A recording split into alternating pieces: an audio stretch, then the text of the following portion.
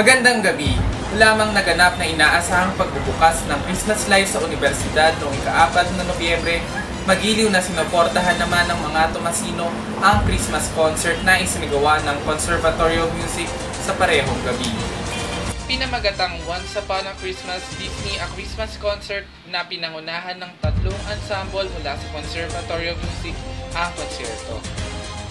Ang brass, woodwind at percussion ensemble ay sabay-sabay na tumugtog ng Christmas songs kagaya ng Joy to the World, I Saw Mommy Kissing Santa Claus at Silent Night na binigyan ng original arrangement upang umakma sa pinagsama-samang grupo ng mga instrumento.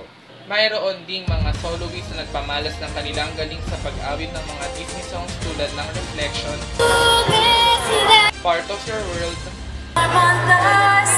at When Will My Life Begin. Ako po si James Carino for 24/7 Tomasian News.